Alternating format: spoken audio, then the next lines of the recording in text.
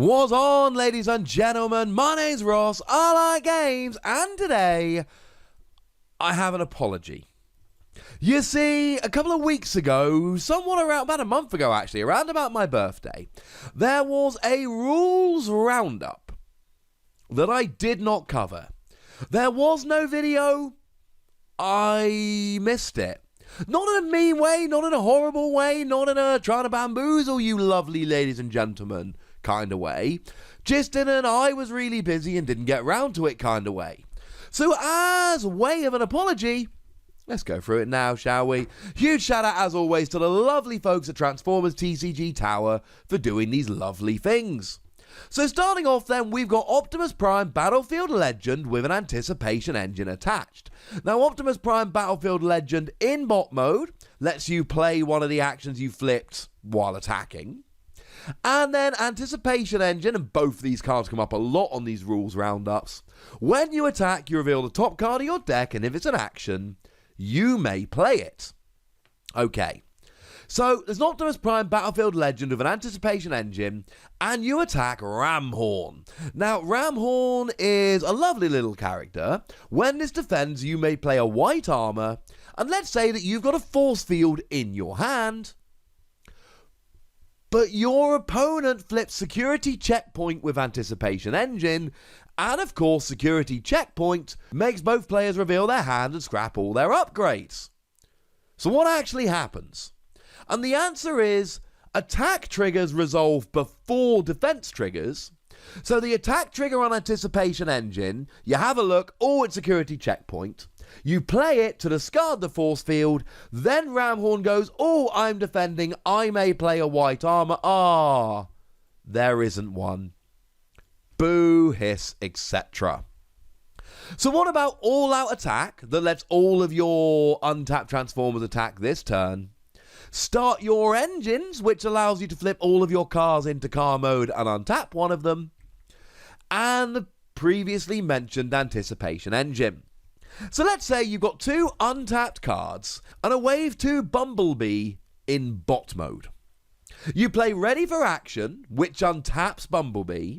You then flip him, triggering his alt mode ability, which lets you play an action, and you play All Out Attack, allowing all your characters to untap this turn as they are all untapped before you play All Out Attack. Nothing particularly controversial here. You put Anticipation Engine on one of your characters, you attack with B first tapping him, your second character, which taps, and the last character of Anticipation Engine then taps, but Anticipation Engine triggers Start Your Engines, which untaps the last character. Now, seeing as how All Out Attack was played when all of my characters were untapped, does the last character get to attack again, since it was untapped with Start Your Engines after All Out Attack was played? And the answer is ordinarily no, because All Out Attack lets you attack once with all of your untapped characters, by which we mean untapped at the time the card was played. However, if your opponent has no untapped characters, they're all tapped, then we know that you attack with all of your characters until they're all tapped, and then everyone untaps and it's your opponent's turn. So ordinarily, no, you don't get to attack a second time, but if your opponent has no untapped characters, you have to, or else it would grant you an extra turn, and that would be, well, a little bit silly. So let's say you've got a 5-attack Pierce 7 character with Point Defense System. Point Defense System, incidentally, while the upgraded character is defending against an enemy with Pierce, reduce the Pierce total by 2. Does the final attack get reduced to attack 5 Pierce 5, or attack 3 Pierce 3? Attack 5 Pierce 5. Point Defense System brings it down by 2. I go first, and during my first turn, I managed to play a Peace Through Tyranny. Can be done, kind of awkward, let's just pretend it's happened, alright? So you kill off one of your characters, and of course, Peace Through Tyranny lets you kill off one of your characters, and your reward for doing so is having an extra turn. Sweet! Now, the general rule of Transformers is, turn 1, no actions or upgrades. The next player's turn 1, second total turn, 1 action or upgrade. Third total turn, go nuts, 1 action, 1 upgrade. You just go for it. Just do what you like. Well, within those parameters.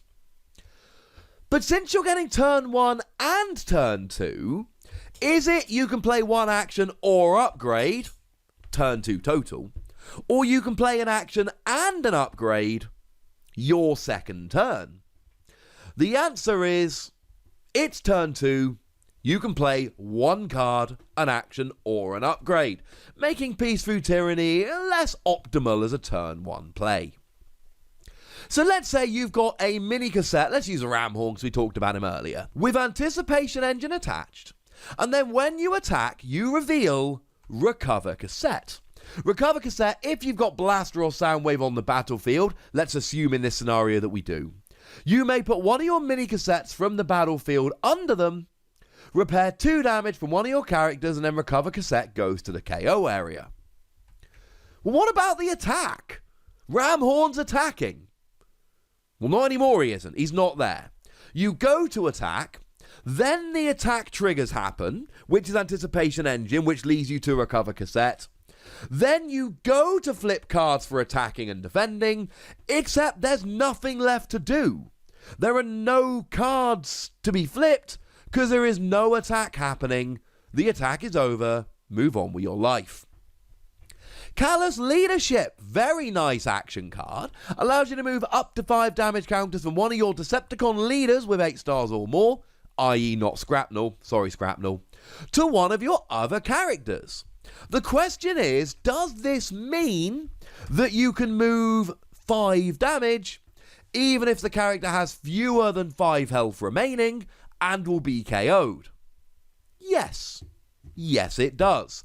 Think of it like Dinobot Sludge, and if you want a counter-argument here, how about Captain Alita 1, who lets you move damage over, but only if it won't be KO'd. It specifically stops you moving if it will be KO'd.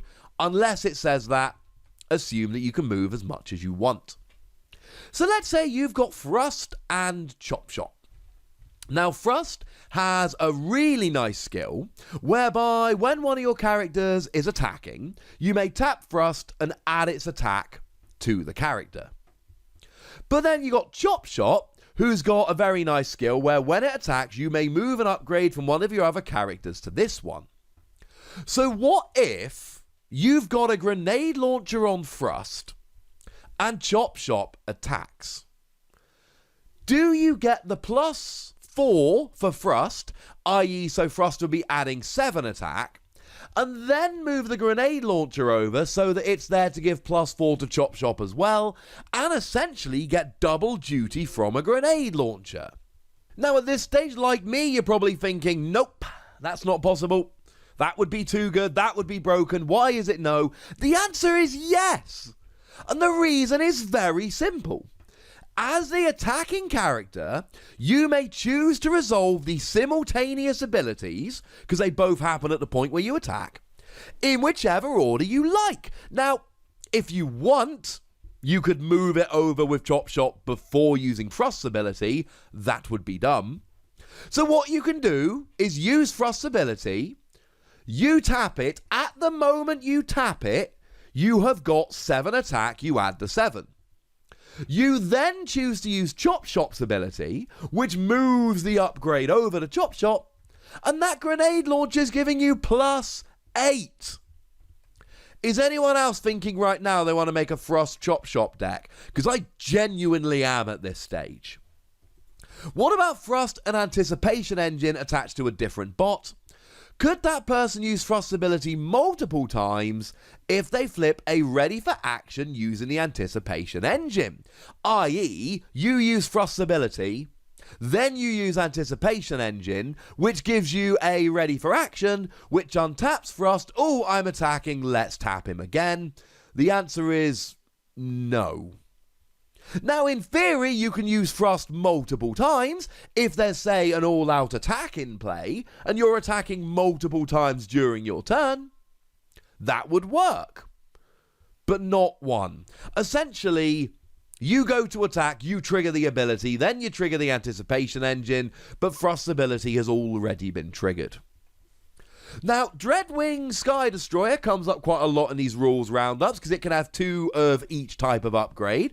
Leads to really fun interactions that we just don't see with other characters. So what if it's got 2 copies of Spinner Rims? Now, Spinner Rims is a very fun one, whereby when you battle and you flip your first white icon, you flip an extra battle card. Well, if you've got 2 Spinner Rims on Dreadwing, does that mean you flip 2 extra battle cards? Yes! Because what happens is there are 2 copies of Spinner Rims. They both activate, and incidentally at the same time, allowing you to flip 2 extra cards. And finally, Ultra Magnus Armor. Ultra Magnus Armor is the only 2-star card we've got, and now we've seen all the battle cards from Wave 4, it is still the only more than 1-star battle card we've got. Can only be put on Autobots, and if the upgraded character would take non-attack damage, you reduce the non-attack damage it takes by 1. Okay. So what if you've got Omega Supreme? Now in bot mode, Omega Supreme's got a very unique ability. If one of your other characters would take 2 or more damage, you may have this take 2 of that damage, and your other character take the rest. Does that mean you can use it so that it only takes 1 damage? No. It's still attack damage. It is redirected attack damage, but it is at the end of the day still attack damage, so you don't get to reduce it. Ultra Magnus Armor only reduces non-attack damage. As a side note, Omega Supreme is a 19-star character, so if you're playing Ultra Magnus Armor with it, that gives you 1 4-star Micromaster. I might suggest it's not good enough. It's hard enough making it work when you've only got a 6-star character. Warpath is trying as hard as he can. So there we go, ladies and gentlemen. That's the rules roundup, and it's a little bit late, but what's I going to do? Leave you hanging without a rules roundup? Leave 1 missing? No. Ladies and gentlemen, that does not sound like me. For now, I'd like to know what you think about these rulings, especially the Chop Shop Grenade Launcher Frost one, so let me know in the comment section. Go nuts! Be nice.